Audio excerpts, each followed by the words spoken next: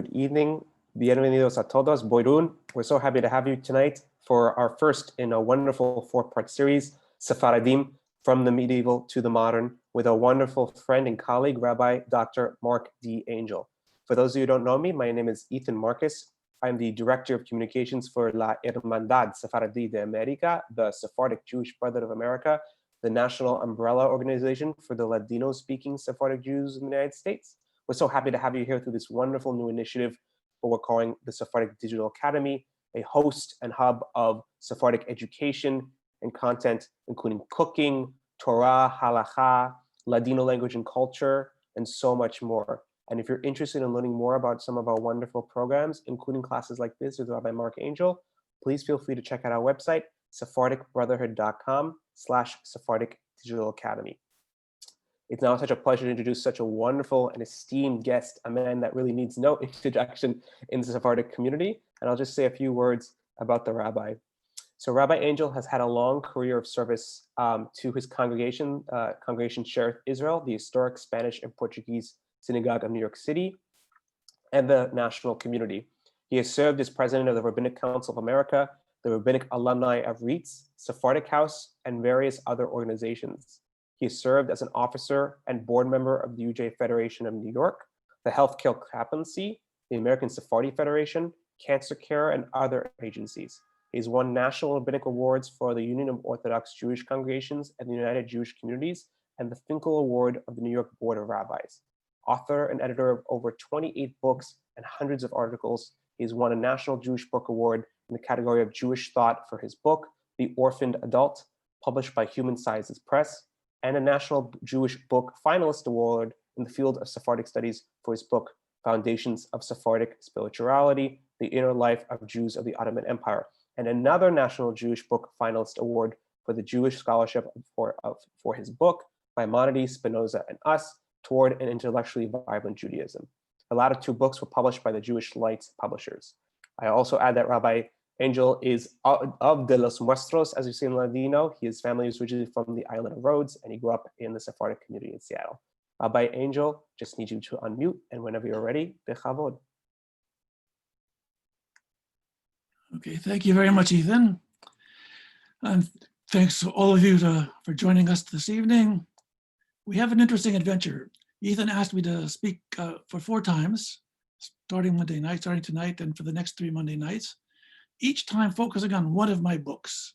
One of the pleasures of that I've had over the course of a lifetime is not only serving as a rabbi of a congregation and serving in the community at large, but I've always made time to study and to think and to write. And actually, I'm up to 38 books now since Ethan's précis was a little bit outdated. Tonight, we're going to talk about, that's okay, all right, that's fine. I'm still working on my next ones, yeah. I always feel if you're not in the middle of writing a book, you're falling behind. It's in life, if you're not growing, you're shrinking. But tonight, we're going to talk about a book called Maimonidean, Spinoza, and Us. I'm mainly going to be talking about Rambam. We'll get to that in a minute. The following week, we're going to focus on my book called Voices in Exile, which is an intellectual history of Sephardim from the time of expulsion from Spain in 1492 until the mid-1950s. We're not going to cover that whole period, but we'll deal with several things, mainly the impact of Kabbalah, and then the emergence of the beginning of modernity within the Sephardic world. The third lecture will be a book that I wrote called The Foundations of Sephardic Spirituality, which will deal with the inner life of the Sephardim. In other words, we're all proud of being Sephardic, knowing about Sephardic, but 100 years from now, will anyone care if we have Sephardic genes or not? 100 years from now, we're going to be Jews. Our great-grandchildren are going to be Jews. They're not going to be just ethnic Sephardic or ethnic Ashkenazic. They're going to be Jews. So what is there within the Sephardic tradition that we want to be there 100 years from now? And that's going to be the third talk. And the fourth talk will be on a book that I wrote about Rabbi Uziel, dealing with the Sephardic approach to halakha. And Rabbi Uziel was the great Sephardic chief rabbi. He died in 1953. He was the first Sephardic chief rabbi of Israel. So those are the books. If you want to get those books, which of course I recommend, you can get them on our website, jewishideas.org. You can order all of them through that. The Rabbi Uziel book is out of print. But if you want that book, just email me at info@jewishideas.org and I can figure out how to get you a copy. Okay, let's start with Rambam tonight. When I study Sephardic life, Sephardic history, Sephardic culture, Sephardic ideas, I study it as a human being. What is it within that tradition that will help me, help us be better people, be better human beings? How will it enhance our Jewish observance, our Jewish knowledge, our Jewish sensitivities? How will it make us better Jews and better human beings? I don't look at it as an abstract subject of historical research. It's not just picking up some dry facts from ancient history, but rather it's an attempt to find those elements within our tradition, written by great people, ideas of great people, and the folk literature, that somehow strengthen us as human beings and make us face life better. This, I would say, is probably my favorite rabbinic image. They say there's a midrash that says, the way of the Torah is a narrow path. On the right hand is fire, and on the left hand is ice. And if you don't walk carefully in the middle, you either get burnt or you freeze. If you go to the right, there's extremism, there's fanaticism, there's religious zeal that's out of control. And we see that in our world today, believe it or not just among Jews, but you see it among other people. When religious fanaticism takes over, people stop thinking rationally. They think God's going to save them. God will save it. I'm doing everything for the sake of God, and God will help me, and I can do whatever I want. I could kill in the name of God. I could not follow the COVID rules in the name of God. I could do anything I want, as long as I think I'm following God. People who only follow God in that kind of way, it's dangerous. Fanaticism is dangerous, not just to society at large, but it unhinges a person's own wholeness. On the other side, there's the ice. Ice means we're so skeptical, we're so rational, we're so unopen to spirituality that life is very cold. You speak to people about God, you tell people about misvot, about religion, they don't identify with it. This is ice. What's our job? Our job is to walk the narrow path, to try to have a sensible approach to religion, which I think is also a sensible approach to life. Our goal is not just to be good Jews, but to be good human beings. God put us on this earth as human beings and gave Judaism to us as a pathway to help us and live better Jewish lives. Now, if you go to the Torah, to the prophets, if you look at the Talmud, here's something you will not find. You will not find a systematic discussion of what Judaism is. You will not find dogmas. You will not find beliefs, clear-cut beliefs. You will find poetry. You'll find imaginative language. You'll find that God has long arms, outstretched arms. You'll find that God prays. You'll find many, many things. You won't find a systematic philosophy or theology. Rather, for centuries, the Jewish people were quite happy without being philosophers. We're quite happy without having a systematic approach to Judaism. It was a way of feeling. We wanted to feel close to God. We wanted to feel close to our tradition. The prophets spoke to us as fellow human beings. And they told us if we do good things, we'll get rewarded. If we do lousy things, we're going to get punished. All of these things that we read in our Bible and in our Talmud are beautiful and wonderful and helpful. The only thing is, if we're rational human beings and we're looking for that middle path, we have a problem. Even when it comes to a matter of Jewish law, we want to know, what are we supposed to do on Shabbat? What are we not supposed to do on Shabbat? If you go to the Talmud has many, many volumes. There's not a systematic code of Jewish laws. We would have to be a tremendous Talmudist to be able to extract from this volume and that volume and the next volume what to do on any given, on Shabbat, on any of our mitzvot. Along comes in the 1100s a man who changed the world.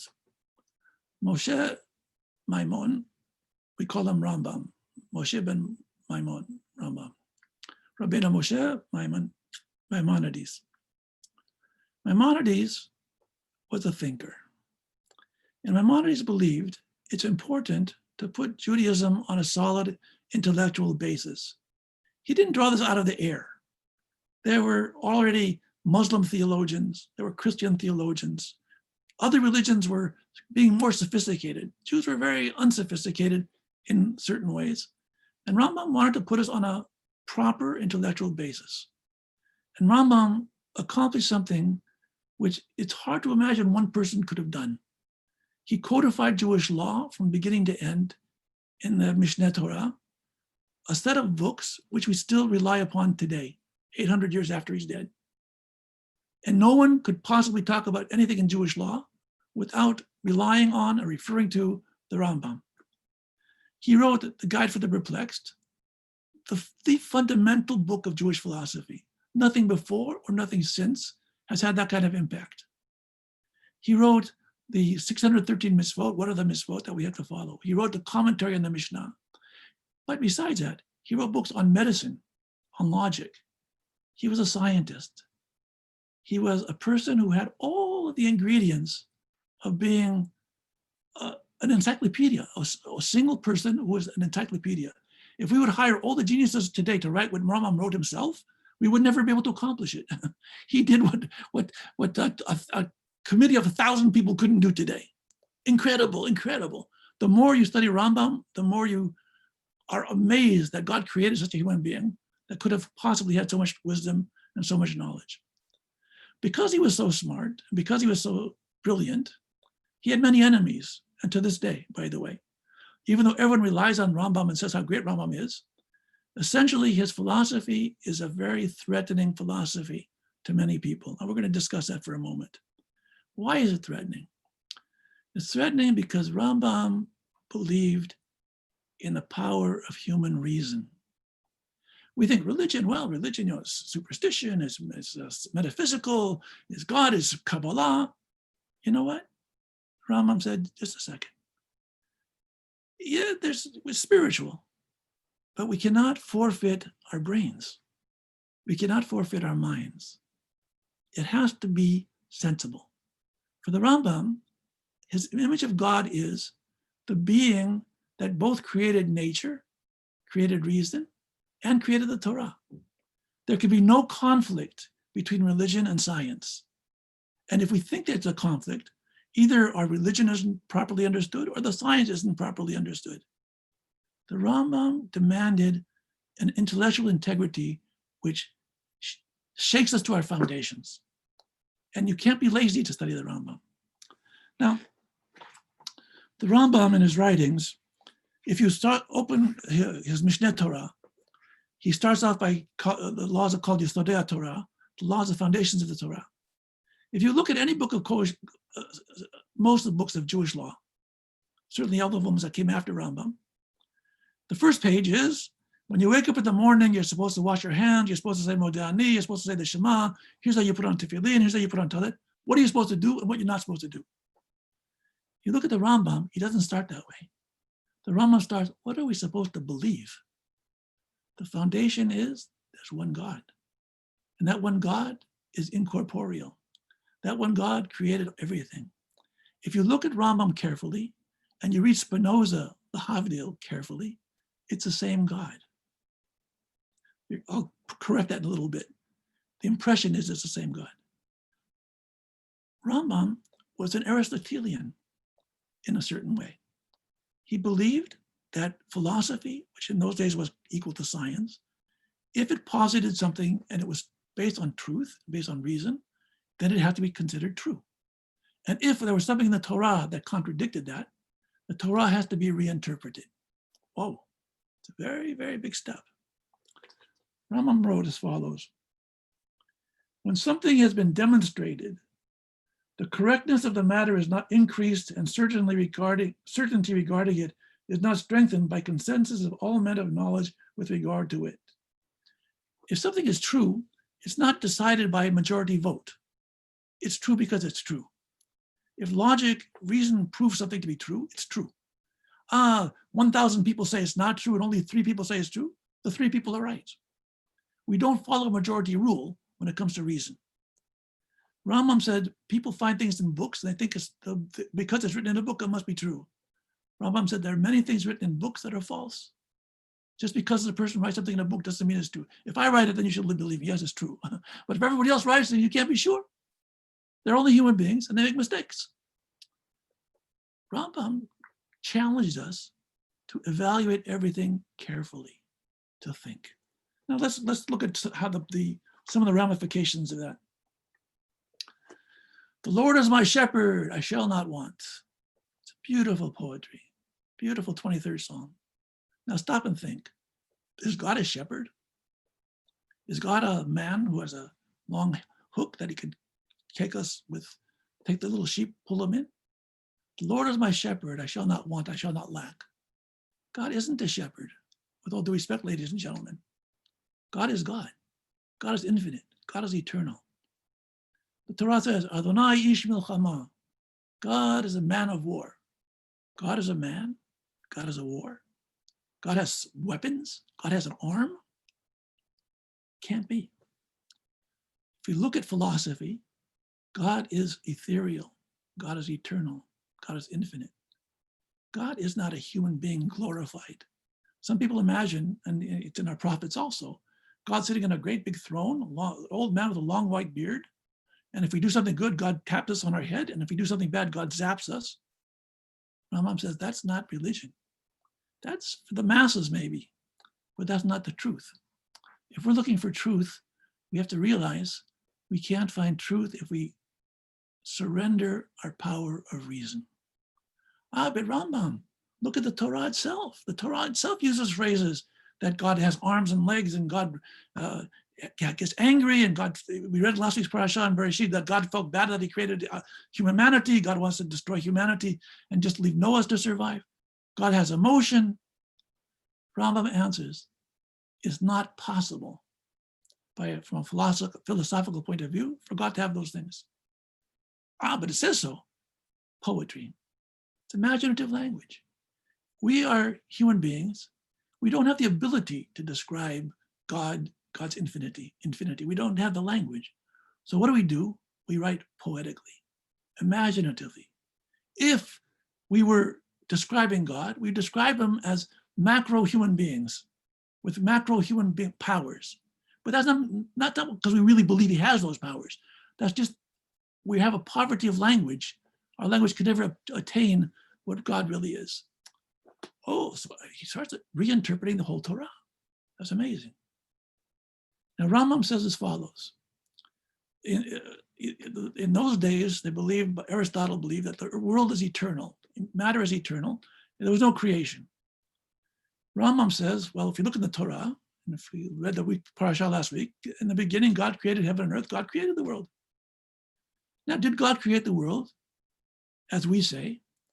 Or should we follow the philosophers? The philosophers say that the world is matter is eternal. The Rambam said, well, the philosophers in this case can't prove anything. They weren't there to know that matter is eternal. There's no cogent argument to posit that their argument is better than ours. And therefore, since we can't decide based on reason, we'll stick to the tradition. The tradition says God created the world, God created the world.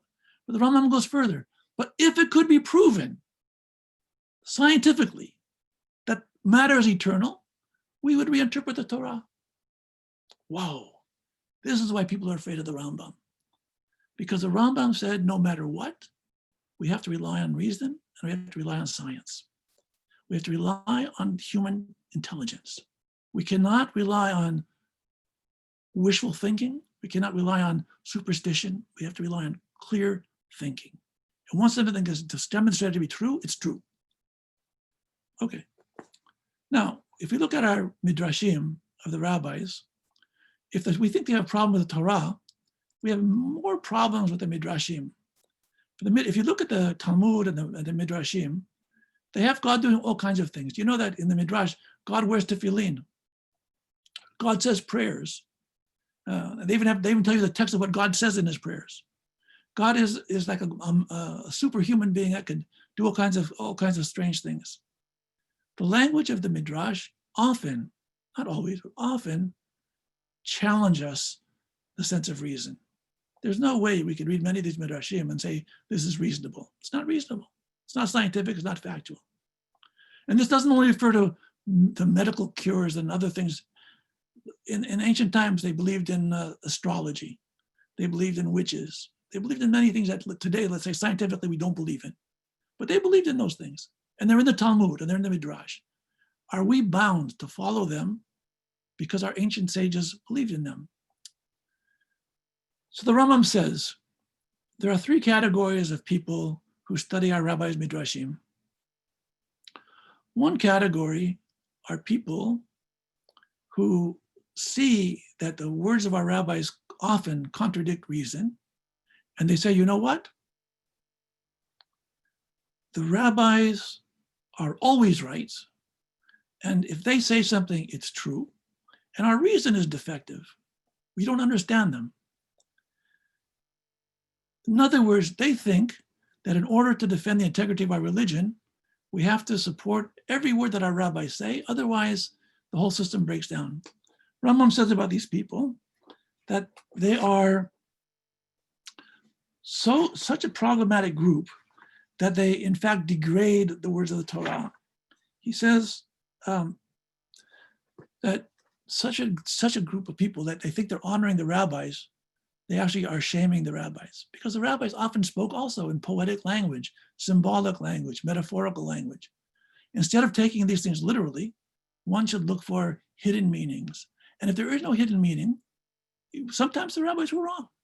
They didn't know science. They didn't know science. And in the Talmud itself, sometimes there's a debate between the rabbis and the Greek sages on matters of science. And the rabbis admit, we don't know. We follow them. The Greeks have it right that time. There are other people who look at the rabbinic statements which are not reasonable. They say, the rabbis, they were clowns. They didn't know anything. We could throw everything out. Rambam says that's also very bad. What is correct? The correct thing is this. Since we know our rabbis to have been very wise people, when they said something, we should study it very carefully. Like we study the words of any sages very carefully. And we should try to find the kernel of truth that they're trying to convey. And if we can't find it, either it is maybe our shortcoming, or if it contradicts reason, we just put it aside. It's their opinion. They're entitled to their opinion, and we're entitled not to follow that opinion. So the Rambam was really what you call a free thinker in that sense. Now, when I was in high school, in Franklin High School in Seattle, Washington, we had an advanced math course, and the teacher was a man named Mr. Bosley. Mr. Bosley was a wonderful math teacher. And this advanced math class, the questions he gave us, he'd give us a problem, and he'd give us the answer. Our job wasn't to find the answer. We already knew the answer. Our job was to calculate and get to the correct answer. And if in all of our calculations we came to the right answer, well, Baruch Hashem, thank God we got it right, we get an A+, good. If we worked and we get to the wrong answer, then it was the wrong answer. We must have made a mistake somewhere along the line. Got to go back and check our work again until we come to the right answer. It seems to me that this is a model of how Rambam worked. Rambam had the correct answer. There's one God. God gave us the Torah. God gave us prophecy. God gave us wisdom. God gave us reason. We know, we have the answer. But I have doubts. How do I understand God? How do I understand the workings of God? Well, start calculating, start philosophizing, start thinking. If after all of our philosophical reasoning, we don't understand God, go back to the beginning. Keep working on it till you get it right. But when you get it right, you get it right. Oh, then you could come in God's presence. Now the Rambam, here's one difference between Rambam and Spinoza. There's many differences, but I'll give you the key one that I want to emphasize tonight. For Spinoza, he would have agreed pretty much with everything I just said about Rambam, about the impact and importance of reason, but he would have stopped there. Rambam said there's a step above reason. There's a step above philosopher, and that's called a prophet. A prophet, for Rambam, is also a philosopher. A prophet is a person, man or woman, who through philosophy has come to that final correct answer. Through calculation, through philosophizing, through reason, I understand God, or understand as close as I can come to God. And when I reach that highest possible intellectual level, then God comes down and touches me and says, I'm giving you prophecy. So for Rambam, every prophet was also a philosopher first. Spinoza didn't go for the prophet part. He stopped at the philosopher. Rambam believed in the prophet. Now, if you look at the books of prophets, you will be very hard pressed, I would say almost impossible, to look at the prophets and guess that they were philosophers. They were really shepherds, simple people. We don't know what they were. There's no evidence that they were studying philosophy or that they knew the first cause of the creation. We have no clue about that. They were highly moral people, highly, moved by God's words. They were fighting for justice and morality. All those things are true, but you will not see too clearly that they were philosophers. And that's how people criticize Rambam. But for the Rambam, it was a sine qua non. You cannot be a prophet who understands God, who feels the presence of God, unless your mind is totally developed. So Rambam was a snob. I admit it. He was a snob. He said, God's providence is correlated to how wise we are. Let me give an analogy. Right now, there are radio waves all over the place. And depending on how we're tuned in, we either receive or don't receive. So if we have no antennae, we don't hear anything at all. If we have a weak antenna, we hear static, a little noise. If we really have a great antenna, we could hear all the way from China, we could hear the radio. That's what Rambam says about God. He didn't use this analogy, I'm using it. He didn't know about radios or radio waves, but that's what it is for Rambam. If I'm an ignorant person and I don't study about God, I don't read about God, I don't keep the mitzvot, and I don't understand the hidden meaning of the mitzvot, so I don't get the static. I don't get any, I don't have a good antenna. If I study a little bit, I study Torah and I keep the mitzvot and I work at it, the more sophisticated I am, the greater my antenna is, the more I receive God's presence. And if I'm a real genius and I really get it right, I get prophecy. Whoa, this is the Rambam. It's awe-inspiring. It's awe-inspiring. And I am inspired by him because he respects us as human beings. Yes, some are smarter, some are less smart, and some, no, we're not all going to be Rambams. None of us will be Rambams, probably, very few. I'm certainly not going to be a Rambam. But I can appreciate what it means, what he's trying to say. It's like, Rabbi Angel, you want to be somebody? You want to be in the presence of God? It's not going to be given to you as a gift. It's not going to be given to you if you're lazy. You have to work at it. You have to be a philosopher. And for Rambam, it's not just being a philosopher, philosophizing emptiness. You have to be a scientist. For Rambam, Maaseh Bereshit means you have to know physics and metaphysics. And Maaseh Merkavah means you have to know metaphysics. Rambam, you had to be a scientist, which he was. Why did you be a scientist? Because by being a scientist, you see God's ways. I want to say one thing about Rambam that relates to today in a very direct way.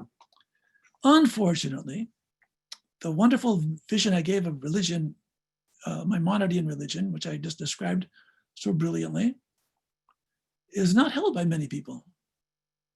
There are a great many so-called learned Jews who defy science. I mean, I receive stuff in the mail. The Jews don't believe in evolution. Jews don't believe in this. Jews don't believe in dinosaurs. I'll give you a crazy example. There was a day school, or modern Orthodox day school, where the teacher taught the kids that there were no dinosaurs. There are no dinosaurs. Why? Because the world's 5,700 something years old, 5,781 years old, and they say dinosaurs are millions of years old. It's impossible. That denies the Torah's chronology of the world. So there were no dinosaurs. So one kid in the class raised his hand. This is a true story. But teacher, on Sunday, I went to the Museum of Natural History in New York. I saw dinosaur bones. The teacher did not flinch. The teacher said, you did not see dinosaur bones. You saw dog bones that were swollen during the flood of Noah. Dog bones. This is Torah. This is Judaism. This is religion. Regrettably, religion has fallen to a very low level where people have a very superstitious, narrow understanding of the Torah, narrow understanding of rabbinic statements, and a lack of literary sophistication. They don't know how to read a text. They take it literally without understanding the reality of it. Part of the problem is what's become very popular, especially what they call the Haredi world, which unfortunately has affected the Sephardim as much as Ashkenazim. Unfortunately, I say. They call it, the Ashkenazim call it Das Torah, and we would call it Da Torah, where it's assumed that certain sages are so smart that whatever they say is what the Torah wants us to do. And if they say something that we think is wrong, it's our fault. Whatever they say, we have to do. So for example, today we have this problem with this COVID. So you have Hasidic rabbis or Haredi rabbis. They tell people, go to yeshiva, go to school, don't listen to the rules. You'll be okay, God will protect you. You know what, ladies and gentlemen? The highest rate of COVID is among them. God isn't protecting them. There's science, there's logic. How could you ignore it? But our Rebbe said so. Our Rebbe said, if you said so, you have to follow it. This is the problem that we're facing in our time. There was a rabbi, very popular rabbi, in Haredi rabbi, Rabbi Eliyahu Dessler, in the 20th century. He says as follows, I'm quoting him now. Our rabbis have told us to listen to the words of our sages, even if they tell us that right is left, and not to say, heaven forbid, they are erring because I can see with my own eyes that they're wrong. Rather, my seeing is null and void compared to the clarity of intellect, the divine aid that they receive. In other words, these rabbis are assumed to have divine wisdom. Ladies and gentlemen, during the 1930s and early 1940s, when the Jews of Europe were facing destruction, these great rabbis, they didn't say, I have divine inspiration, let's get the heck out of here. Let's get some weapons to defend ourselves. They said, if you sit down and study Torah, God will protect us. We saw how God protected us. Millions of people died needlessly. And the bad guys were the bad guys. The murderers were the murderers. But the rabbis who were leading the people, they were leading them incorrectly. And they led people literally to their own deaths without realizing it. And you have today, rabbis telling their people, go to a wedding with 10,000 people, knowing full well that of those 10,000 people, some are going to get sick and some are going to die. They don't follow the Rambam. If you ask any of them, do you follow the Rambam? Yes, we follow the Rambam. We love the Rambam. Oh, the Rambam, we venerate the Rambam. But they don't venerate Rambam's demand for thinking, clear thinking, and following science. The Rambam makes a sharp distinction between religion and superstition. One of my pet peeves, probably the pet peeve of anyone who thinks seriously about religion, is how sad our situation is when so-called rabbis or religious leaders, pious people, well-meaning people, teach superstition instead of religion.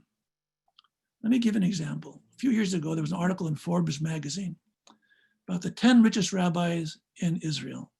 I wasn't one of them. I don't live in Israel. But even if I was Israel, I wouldn't be one of the top 10. The top had $300 million, not shekels, $300 million. The poorest one on the list had $9 million. So I looked at the list of all these 10 people, figure out what am I doing wrong? How come they have all this money and I don't? And there's something in common. I found there's something in common to all 10 of them. Either they were Hasidic rabbis or they were Sephardic Kabbalists. Any normal rabbi wasn't on the list. The only way you could make it on the list is if you were a wonder worker, if you were a magician, if you promise people, pay me money and I will give you a blessing and then I'll make money. $300 million? See, a lot of blessings you could give out. And what happens? People get whiskey that was blessed by the machia, they get raki that was blessed by the rabbi, or they get a little red ribbon on their sleeve, on their wrists, and they give good money for that. And here's the irony. There's a rabbi in Israel, a 92-year-old man, Rabbi Kanievsky, who earlier when the COVID crisis first broke out, there was a fundraiser sent out by his charity with his name on it, that if you contribute X dollars to our charity, we guarantee you will not get COVID. And no, you or no one in your family will get COVID. This Rabbi Kanievsky now has COVID. I guess, it didn't apply to him. This isn't religion, ladies and gentlemen. I'll give you one other example. Right before Yom Kippur, I got an email, urgent email. What's the urgent email? You can send a kvittel to put on the wall before Yom Kippur in the Kotel in Jerusalem. A kvittel, for those of you who don't understand kvittel, it's a Yiddish word. You write a little prayer and you tuck it in the walls in the, ladies and gentlemen, God can't hear your prayers directly. You have to write them little notes and you have to put it in a wall. It's bizarre. It's bizarre. Now, I know that people do it in good intentions and people do it sympathetically. I'm not going to judge anybody much. But to me, it's absolute foolishness. This isn't religion. To send a kvittel, there's a thing called fax a kvittel. If you send a proper amount, they will send Talmidei Chachamim to the wall to pray for you and to put your message in the wall. Ladies and gentlemen, if I want to reach God, I can pray anywhere. Baruch Hashem, God is everywhere. I don't have to go to the wall. I don't have to go anywhere else. And certainly I don't have to send notes to the wall. And certainly I don't have to pay for the privilege of putting it in the wall. Rambam writes, anyone who whispers a charm over a wound and reads a verse from the Torah, or one who recites a biblical verse over a child lest he be terrified, or one who places a Torah scroll or tefillin over an infant to enable him to sleep, they are not only included in the category of sorcerers and charmers, but are included among those who repudiate the Torah. Oh my goodness. What are these people doing? Here's a person, their baby is crying. I want my kid to keep quiet. I want to go to sleep tonight, poor baby. Let me put my tefillin in his crib, and the tefillin is a holy thing that will calm the baby down. I think I'm doing something religious. The Rambam says, you think it's religious? You're in the category of a sorcerer and a charmer, and you're included among those who repudiate the Torah. The Torah isn't magic. The Torah holy items aren't magic. The Torah scroll isn't magic. And when you treat a holy object as though it has these magic efficacy, you're degrading the Torah. You're treating it as something holy, as something that's profane. We don't believe in magic. Our magic is to pray directly to God. We pray for God. And let me just take an aside. When you pray to God and you say, God, I have a sore knee, please cure my sore knee. Now, what are we saying really? Are we saying we think that this eternal, infinite God has nothing to worry about except my knee? He's got a whole universe to run, but I got a sore knee and it hurts me, and I want God to fix my knee. Now, let's say in the infinite mind of God, I'm supposed to have that sore knee. Is he going to change his mind, so to speak? There's all poetic language. God doesn't have a mind. Is he going to change his mind because I said a prayer? What good is my prayer?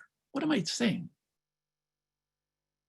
When we say a prayer, we want someone to have a refuah shlema. We want to have someone to be cured. What are we asking God really? So on a simplistic level, we think God is a powerful old man or woman or it, whatever it is. And if we pray enough and we give tzedakah and we say the right incantations and we read Tehillim, then God is going to intervene and he's going to fix my knee or fix my toe or make my stocks go up or whatever else I want to happen. I can manipulate God by my cleverness. Well, is that religion or not? It may be religion, but on a very poor level. What are we really saying to God? We're saying, God, you know what? I have a sore knee. My stocks are doing lousy. I'm having a problem with my kids. I got 101 things going haywire. I'm very unhappy about COVID. And you know what, God? I depend on you. I need you. I am what I am, but I need you. I need this eternal, powerful force to care. In some way, I don't know what even caring means, but I want you to notice. I'm coming before you not because I'm giving you an information you don't already know. I'm coming to give you information that I need to purge my own soul from. I need to come before you and feel some connection with eternity. Will it cure me? Will it not cure me? I don't know. Will my prayer be efficacious or not efficacious? I don't know. It's not to change God's mind. It's to change us. It's to make us more sensitive, to make us more understanding how much we rely upon God for everything. He says over here, there's a widespread custom, this is also Rambam, to write the word Shaddai on the outer side of a mezuzah. Okay, that's okay. Since it is written on the outside, there's no harm done. On the other hand, those who write inside the mezuzah names of angels or names of saintly men, or some biblical verse or some charms, they are included among those who have no share in the world to come. Those fools not only fail to fulfill the commandment, but they treat an important precept, which conveys God's oneness as well as the love and worship of God, as if it were an amulet to benefit themselves. Now here's a poor, honest, simple Jew. He has a mezuzah he wants to put on his doorpost. And he reads Kabbalah, Surah Kabbalah. He doesn't know very much, but he wants to do the right thing. So he writes not on the mezuzah, not only the Haftarah, what he's supposed to write, but he writes the names of holy rabbis. He writes the names of angels, not this kind of angel, the real angels from heaven. And he thinks that somehow enhances the mitzvah. He's not doing it as a heretic. He's not doing it to deny God. He's doing it out of simplicity. Rambam says, this person is included among those who have no share in the world to come. Whoa, no share in the world to come. What was this great sin that the person did? The person made a sin because he doesn't understand God. He doesn't understand mitzvot. He doesn't understand what it's all about. This person is a pagan. I'm saying it also in a philosophical, in a symbolic word. The person in his own heart is simple. They don't know any better. We have to have mercy. Rambam didn't have mercy on them. And I'll make one other comment. When Rambam says someone has no place in the world to come, I always say as follows: how in the world does Rambam know? Is he the gatekeeper? Is he up there keeping track of who's going to get in and who's not going to get in heaven? So I go back to the way the Talmud uses the phrase. The Talmud uses this phrase as saying it's a very, very bad thing. So they say if you insult somebody in public and you embarrass somebody, you have no place in the world to come. If you call somebody by a nickname, you have no place in the world to come. That's the rabbi's way of saying it's a nasty thing. Don't you do that. But they don't know if you have a place in the world to come or not. Anyone who would lose a place in the world to come because they call someone a nickname, then God would be pretty strict. There'll be no room in heaven for anybody. Everyone's going to make sins that can get precluded. Let me just go back to the beginning and then we'll leave a few minutes for questions. What I wanted to emphasize tonight is that Rambam was not only unique in terms of demanding reason, but he was and still remains the singular star of Jewish philosophy and Jewish thought that demands the most of us as thinking human beings. I don't know of any other writer in any Sephardic, Ashkenazic, anything else who has the same demand on us to be excellent, use every capacity that we have to think carefully and to be as reasonable as possible. I just don't know of anybody else, if there's such a person. The Rambam stands for Judaism at the highest level. It doesn't mean it's perfect. We can find critiques of his philosophy. We could find a lot of things problematic with his teachings. I'm not diminishing that. But what I want to say tonight is that he paved the way for a thinking Judaism. He was probably the most modern. He's more modern than most Orthodox Jews today. He's way ahead of us today. I wish we would all be like Maimonidean. Having said that, after the Rambam, and we're going to go next week to the period after the expulsion from Spain, the Rambam's emphasis on reason and philosophy almost totally gets eclipsed. There's a radical shift towards Kabbalah, which has its virtues, and I'm not going to disdain the virtues either. But we're going to switch next week to talk about the impact of Kabbalah, the impact of the exile, and how thought evolved away from Rambam, and how that ultimately had to come back to some extent in modern times. And we're still working on it. But I think by and large, modern traditional Judaism, we're still way behind the Rambam. We still have too much to learn from him. I'm going to stop here, and if there are questions, I'll be happy to entertain them. Okay, Ethan, you're going to take over here. Absolutely. First of all, Rabbi, thank you so much, Hazak Baruch, as always, for a beautiful shiur class. We're going to open up the floor to questions. What we're going to ask is that people have questions, please enter them into the chat, and we'll try to get to them as quickly as possible. All you have to do is click on your screen, click the chat button, and open up the chat box, and it'll send directly to us, and we'll try to get to them as many as possible. We have a number of them already, so which is really wonderful.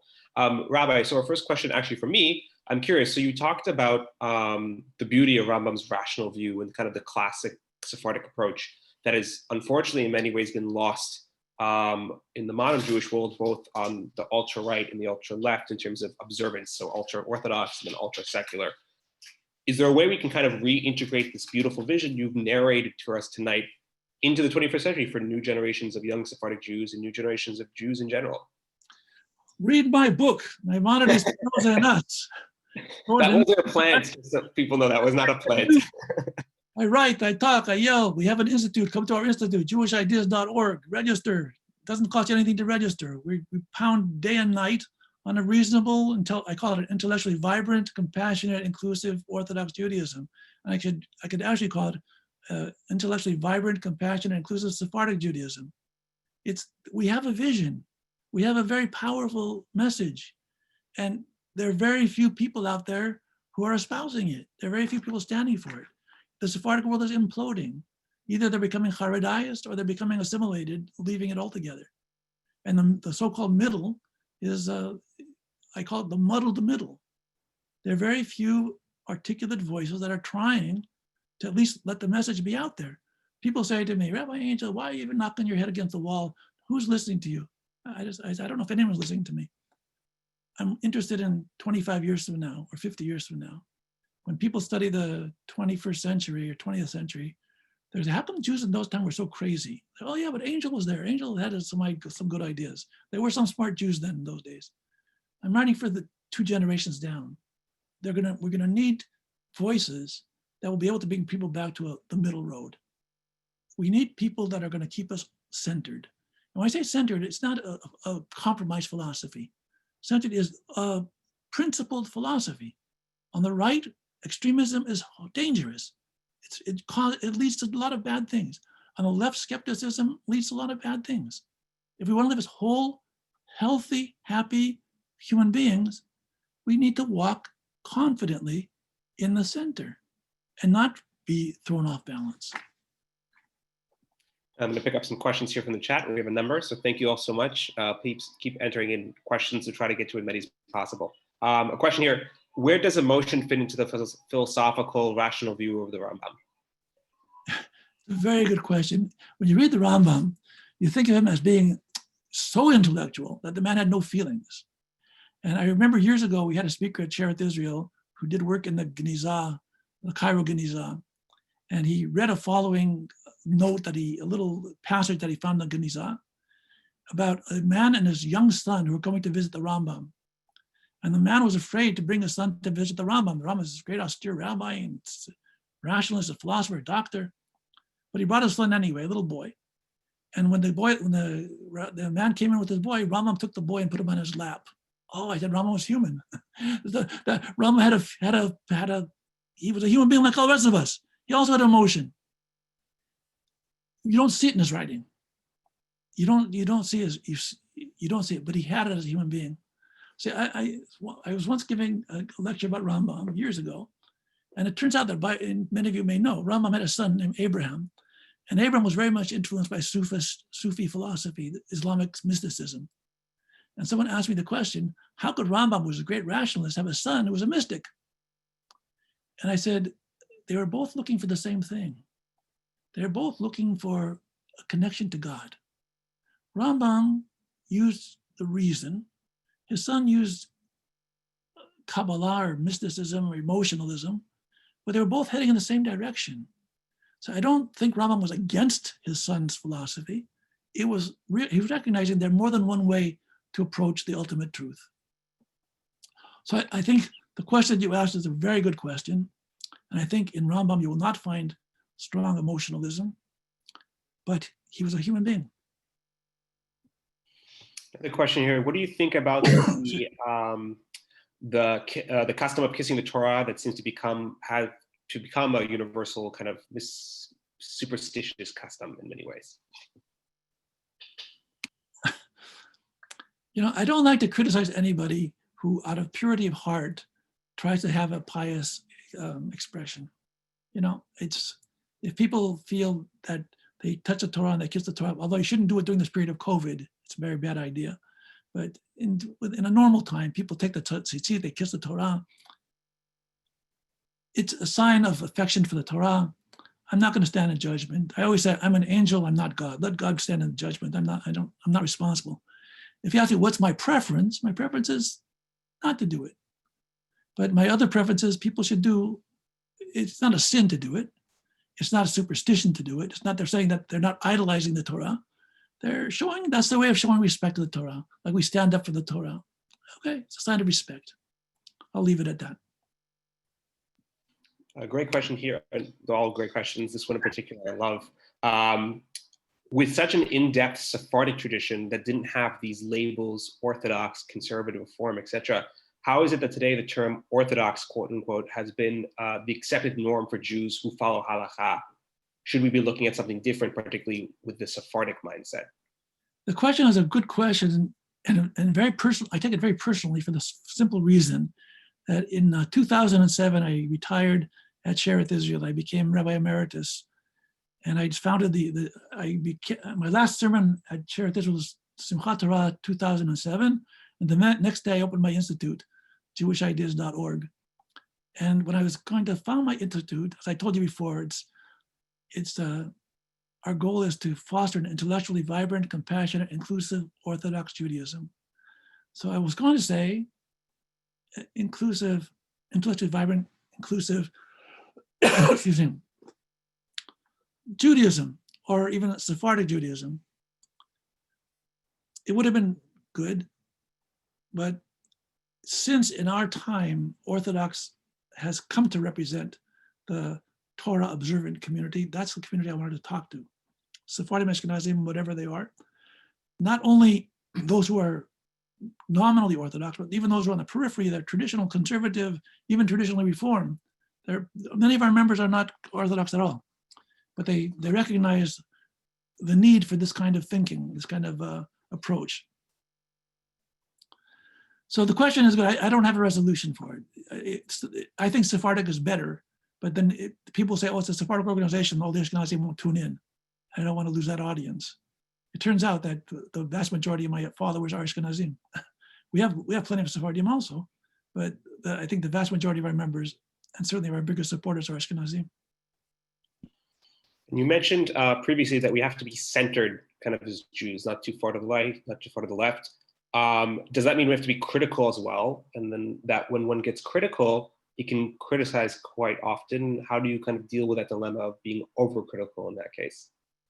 I think that we always have to have our brains in our head. There's a saying it's in the one of the biblical books. I think it's in the Mishlei, Mishlei, where it says, "A chacham einav b'rosho." A wise person has his eyes in his head. Rambam quotes this also. A wise person has to see. A wise person has to make judgments. A wise person has to be critical. Critical doesn't mean to be everything is bad or everything is good. Critical means to be fair, to judge intelligently. There are certain things that are said which are good and they deserve our support. And there are certain things which are false or have issues that we don't accept entirely. So we should address them. I think there are two things in my judgment of what religion is. Religion is, okay, we have to be intellectually sharp. We have to be spiritually in tune. And we have to have a sense of humor and have to have humility. I think God has a great sense of humor. If he could put up with all of us, he's got to be laughing. If there was such a thing, God must get a good laugh out of humanity if he's not crying. A religious person should not be judgmental. I gave a talk a few years ago. There was a conference at the United Nations of all places, sponsored by Bahrain, before Bahrain decided to recognize Israel. So there were Muslims and Christians and representatives of the Pope and a couple of Jews. I was the only Orthodox Jew. And they were all going around the room and everyone's talking about world peace and brotherhood, et cetera, et cetera. So it came to me. So I said, I'm a Sephardic Jew from Seattle, Washington. In the world of 7 billion people, there are maybe 15 million Jews. Of those 15 million Jews, maybe a couple million at the very most are observant, religiously observant. And if those are religiously observant, 10 or 15, 20% are Sephardic Jews.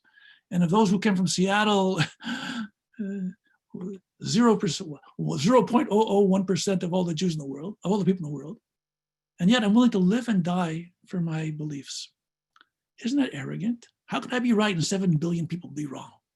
How is it possible? God created the world. Only I, being a good Sephardic Jew from Seattle, Washington, one person out of 7 billion people, I have the truth that I'm willing to live for and die for. So all these people stood their head. So you know what? God is big enough to have room for all of us. God has room for all of us. God created Muslims, he created Christians, he created Jews, he created Orthodox Jews, not Orthodox. He created everybody, Hindus, Buddhists, you name it, God created all of us. We all have a road to God. And for us, our way is a true way. And for you, your way is a true way. We need to have theological humility. Humility, recognition God is much greater than any of our ideologies, much greater than anything that any of us could say, and just be silent.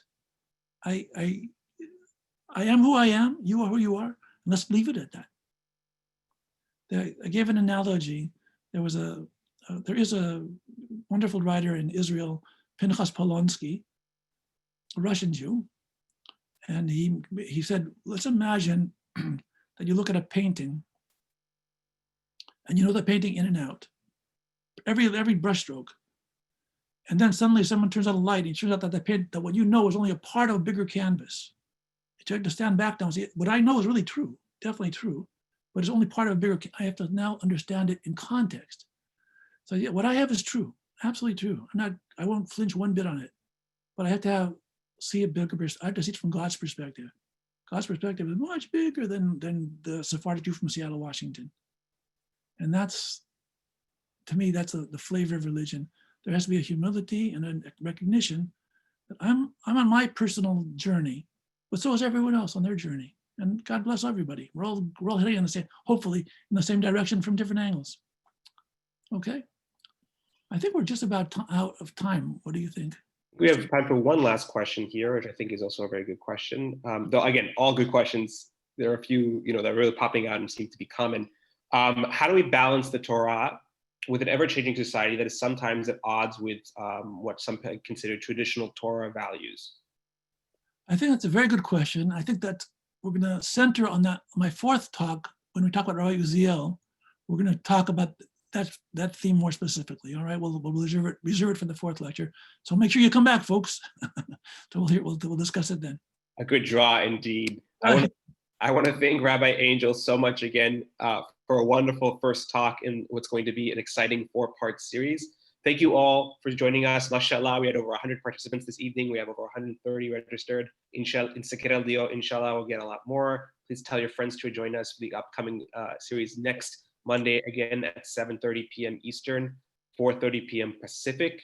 Again, this is a wonderful new program through the Sephardic Digital Academy, an initiative of the Sephardic Jewish Brotherhood of America to connect you with all different Torah resources, Ladino language and culture, Sephardic cooking classes, and so much more. If you're interested in finding out more, you can find it at sephardicbrotherhood.com/Sephardic Digital Academy. And if you're also ever interested in potentially sponsoring a class in honor and memory of a loved one, we'd certainly appreciate it. This is a nonprofit initiative. Please feel free to reach out to us at info@sephardicbrotherhood.com. Rabbi Angel, I want to thank you so much again. Thank you all. Okay. Noche buena. Thank you. Okay, thank you very much. Good night.